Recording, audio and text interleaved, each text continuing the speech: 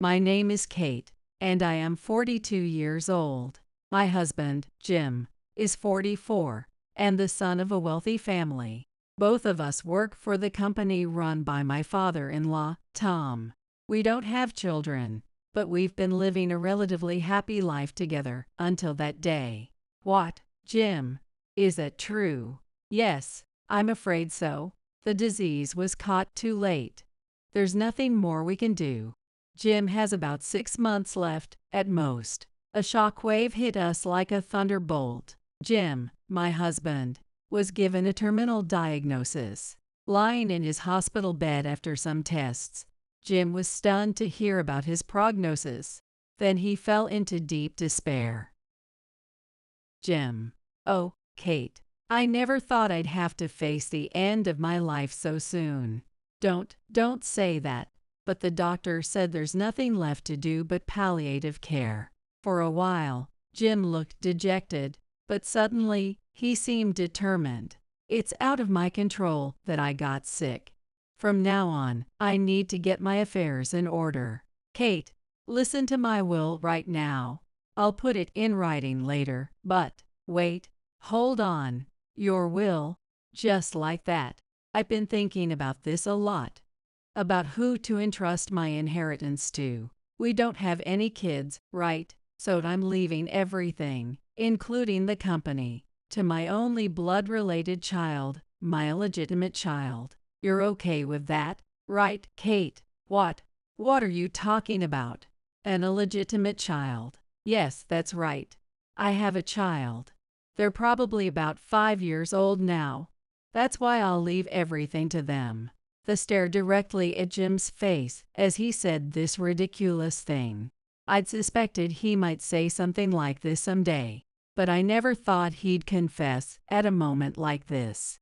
I decided it was time to reveal the resolve I had kept hidden. Fine. If you're absolutely determined to leave everything to your illegitimate child, then go ahead. But sign the divorce papers and the custody waiver first. What? Divorce papers and custody waiver? Whose?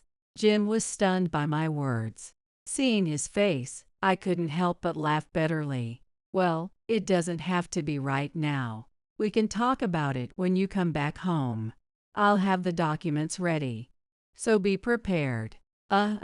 Kate. I gave Jim a big, bright smile and walked out of his hospital room. The next day, Jim came back home.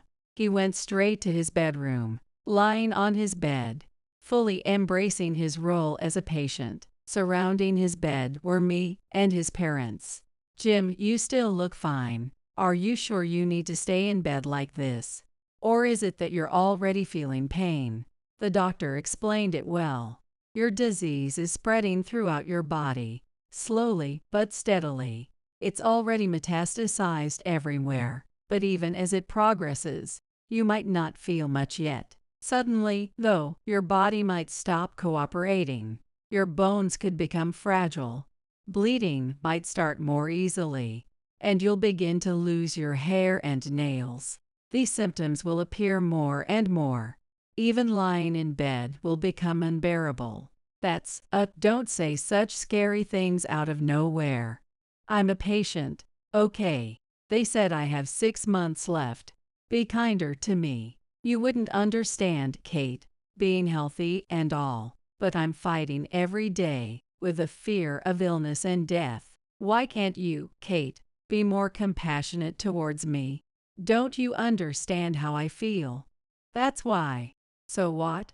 Are you seriously suggesting that's the reason for your affair? Don't make me laugh. Your illness was diagnosed just yesterday.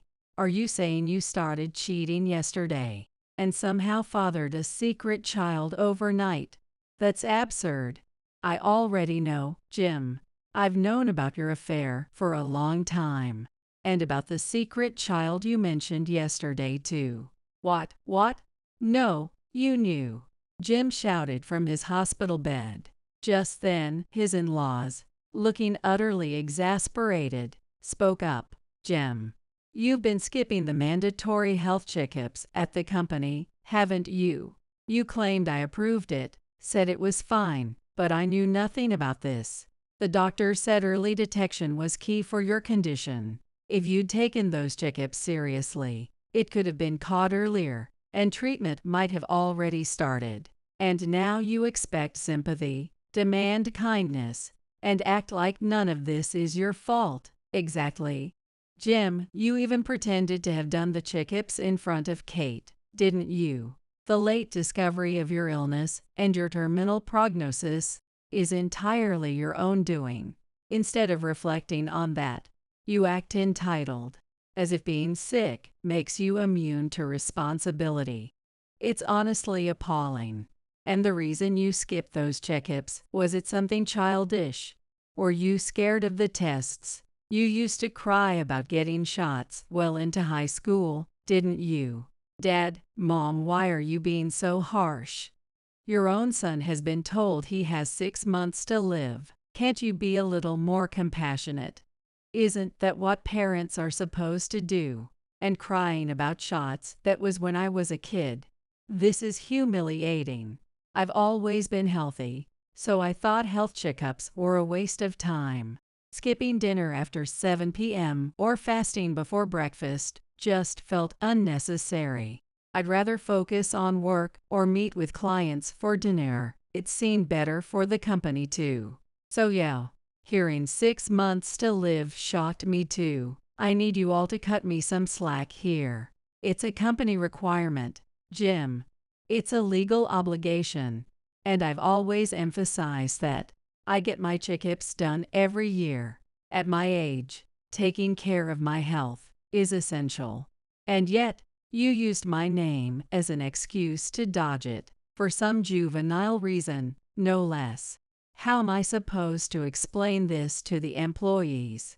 Tom was frustrated and visibly conflicted.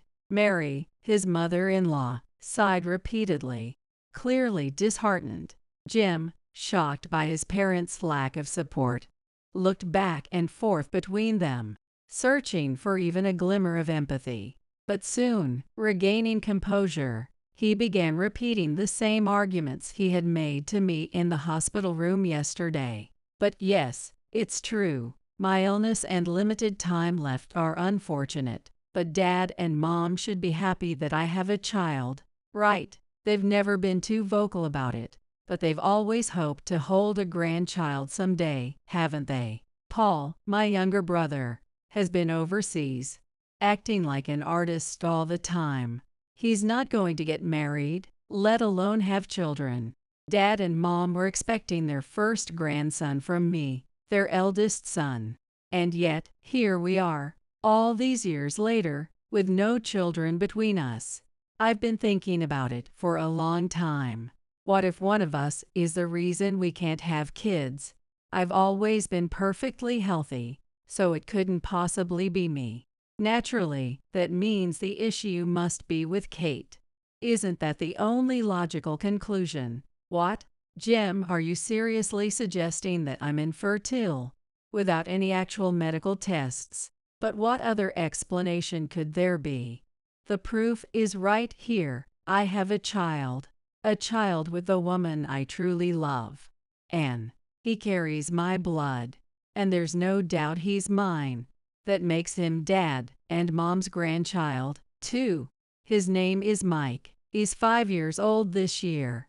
Such a cute little boy. Now, I'm not saying gender is everything, but when it comes to heirs, a boy just seems right, doesn't it? I'm so glad it turned out to be a son. I'm relieved that, before I pass, I can show Dad and Mom their grandson's face. I told Kate this yesterday, but I'm leaving my inheritance and the company's ownership to Mike. I'll be calling my attorney shortly to finalize everything, and I need Dad and Mom to witness it. Oh, and Kate, you're not getting a single penny of my inheritance. We may be married, but we're practically strangers. You couldn't even give me a child, so what use are you? Was this man always this despicable? No, I should have realized it when he started cheating. He's irredeemably vile and selfish. So you meant it when you said that yesterday. You're really going through with this? Of course I am. I've been saying it all along. Dad, Mom, Anne and my son are coming over shortly. I thought it was important for everyone to meet.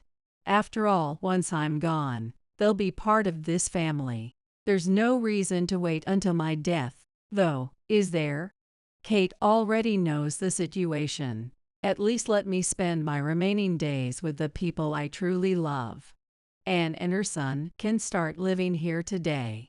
Get the housekeeper to prepare a room for them. Kate, you don't have to leave. You'll be staying here to care for me until I pass away. And my beloved can't be expected to handle that responsibility.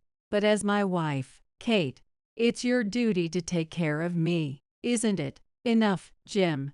Will you just shut your mouth? I slapped Jim's face, speaking on behalf of his utterly stunned parents. Then I threw the divorce papers, with my signature already on them, onto the bed.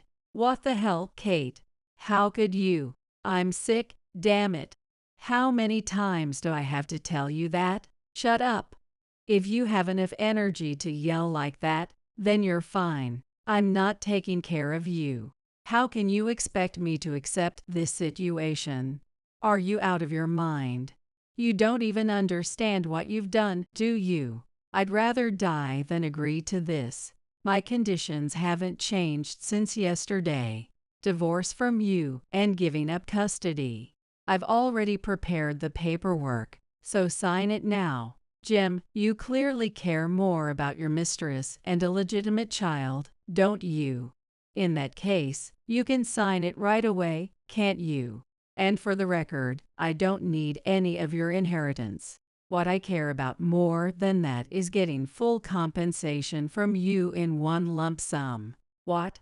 Calm down, Kate. What's with you since yesterday? Divorce and custody. Fine, divorce, whatever. But custody? What are you talking about?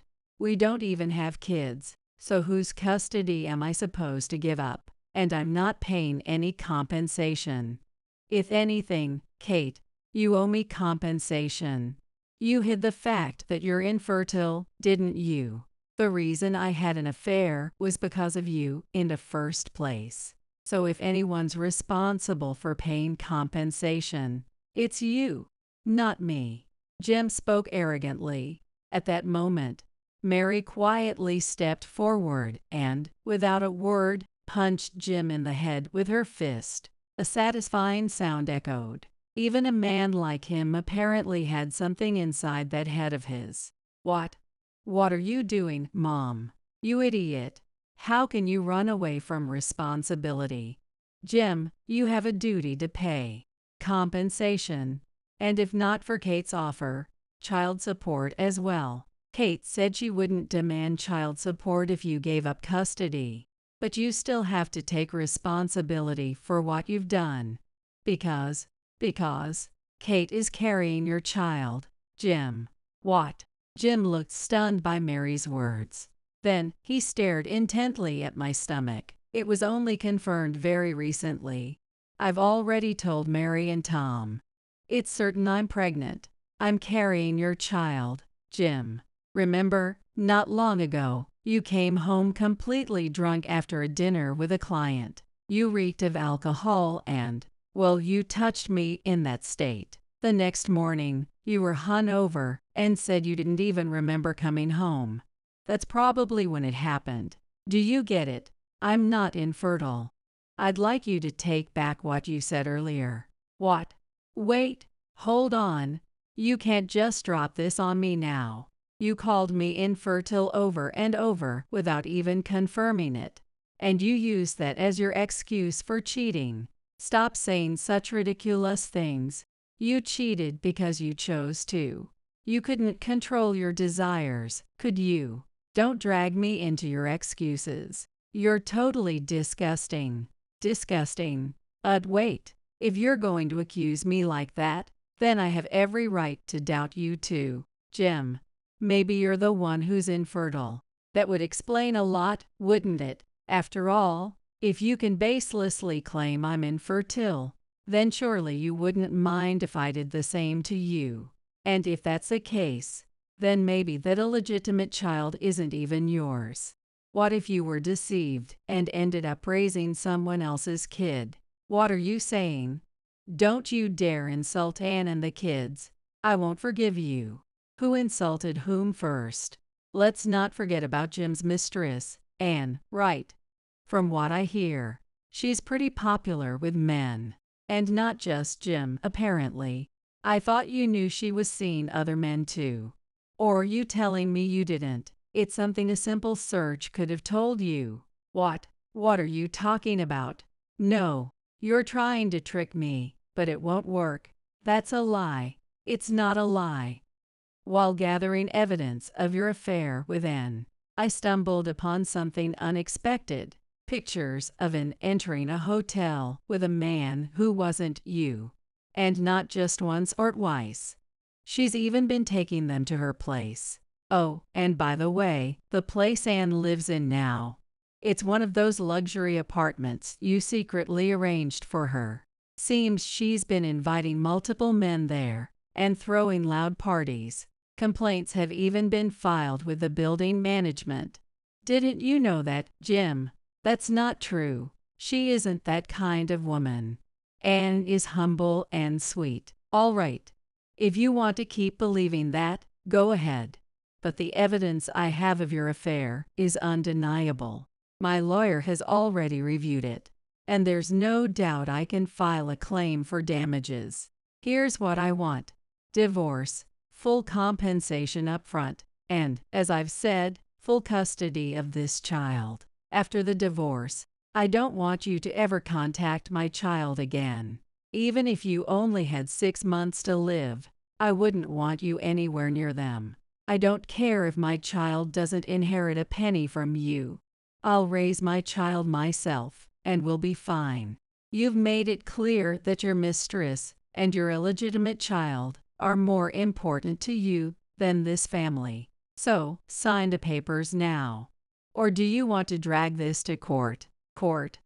If this goes to court, my company will take a huge hit. Then do the right thing, Jim. Accept the terms and let her go. If it takes a court trial to cut ties with you, it's worth it. Mary and I both agree on that. Dad, Mom, whose side are you even on? Why aren't you standing by me? Jim looked like he was about to burst into tears as he shouted. That's when Tom finally lost his temper. What do you mean, why? It's because you were the one who betrayed Kate first. Idiot. Have some shame, Dad. And tell me, Jim, what position are you speaking from? Talking about inheritance and taking over the company. Your personal assets aside, the company isn't something you can decide on your own. You're still a nobody in our company. What is this? Do you think you've already become the CEO or something? I have absolutely no intention of making you the next CEO. That position will be carefully decided by discussing it with the current executives. What on earth makes you think you can act like the company is yours? What are you talking about, Dad? I'm your son. I'm the eldest. Who else but me is supposed to inherit the company? That's just your own delusion. Jim, I've never once told you that you would inherit the company. Is that why you've been acting like you own the place lately, thinking you'll eventually take over? I've heard all about it, and let me tell you, I've been considering cutting your salary or even transferring you to another department as a disciplinary action. No way. Why are you always saying things like this? Isn't the company like your personal property? If that's the case, it's only natural for your blood-related son to inherit it. I've lived my whole life believing that. I'm going to die soon anyway. If I'm going to die, at least let me have something good in the end. Let me be the CEO. You. Tom's face turned bright red with rage as he raised his hand, ready to strike. But before he could, Mary collapsed onto the floor, sobbing uncontrollably. No, I was wrong. I'm so sorry, Tom. I'm sorry for giving birth to such a child. I'm sorry for raising him as our son. Don't cry, Mary. This isn't your fault. The reason Jim's character is so twisted lies with him, not with you. What? What are you saying? What's going on? Seeing Jim's confused face, I decided it was time to tell him the truth about himself. With Mary breaking down like this, there was no way she could explain. Jim, I'll tell you the truth. You're not Tom's son. You're the child Mary had with another man. What? Years ago, Mary was deeply troubled because she couldn't conceive. So she had a relationship with a gardener who used to come to our home. That's how you were born. Back then, it was hard to accept that infertility could be caused by the man. Mary, as a young woman with so much pressure, felt that having a child was her duty. When Tom learned about Mary's anguish, he accepted it and raised you as his own son, truly as if you were his own flesh and blood. What are you saying? Then, what about Paul? Who is Paul's father? A few years after Jim was born, another child came into the family, this time, without any doubt, a child who shared both mom and dad's blood. That child was your younger brother, Paul. They had no issues conceiving. It was just a matter of timing. Mary said she felt guilty about Jim and spoiled him because of it. She even blamed herself for the terrible mistake of having an affair. But that's not true at all. That's a lie. I don't believe it. Then would you like to see the DNA test results? They clearly show that Jim is not Tom's biological child. I've seen them myself. And maybe Jim should also test his supposed illegitimate child. It might put a lot of things to rest. Jim trembled at my words. It seemed he was finally starting to grasp his situation. If you are so fixated on blood relations, then you need to understand that neither you or your illegitimate child has any claim to Tom's inheritance. The only rightful heir is Paul. You keep insisting that being the firstborn son should entitle him to everything. But is that really all you can hold on to, Jim? Is blood relation all that matters to you? Is that the only thing that has value? Even without a biological connection, Tom raised you as his own all these years. Well, Jim looked at Tom, desperate for some kind of help, but it was far too late for that. I understand how you feel, Jim, so let me be honest with you too. If you and Kate get divorced, my husband and I plan to adopt her as our own daughter. What? Adopt her? That's right. She is such a wonderful person. Even though she lost her parents at a young age, she's diligent, kind, and hard-working. Tom tells me she's highly respected for her work ethic. And Jim, you might not know this, but the three of us, Tom, Kate, and I have gone on several trips together. I love her as if she were my own daughter. What? Trips? With my dad and mom? Well, every time we invited you, you either claimed to be busy with work or made up some excuse about being on a business trip. It's easy enough to check whether you were actually out of town. And while we were away, you didn't seem to care that your parents were leaving the house unattended. In fact, we know you brought your mistress here multiple times. Do you have anything else to say? If so, feel free to argue all you want. In the end, you'll have no choice but to accept my terms. Oh, no. Jim's face turned paler and paler, resembling that of a sick man. Well, technically, he was sick. At that moment, loud footsteps and voices echoed closer. Please, ma'am, you need to wait. I need to confirm this with Mr. and Mrs. Henderson first. Don't worry about it. Starting today, I'm living in this house. The door swung open. Standing there was a woman holding a suitcase, with a small boy clutching her hand. Jim let out an odd, strangled sound at the sight of her. Hello, darling. I just couldn't wait to get here. Isn't this house amazing? Living here feels like a dream come true. but I shouldn't celebrate too much, right? After all, you only have 6 months left, don't you? When you told me yesterday that you'd leave everything to Mike, I was shocked, but I'm so grateful. I'm truly lucky to have met someone who thinks so much about their child. Anne, why did you come here? What? You told me to come, Jim. I only brought some clothes and valuables and left the house. But isn't it a waste to leave that place empty? You're still paying the rent, aren't you, darling? That place. Are you planning to keep using it to meet other men? When I spoke, Anne looked startled, as if she had just realized my in-law's presence. Oh, I see. Your wife is still around, right? But she'll take care of you, won't she? My delicate arms can't handle that. Besides, I have to take care of the kids.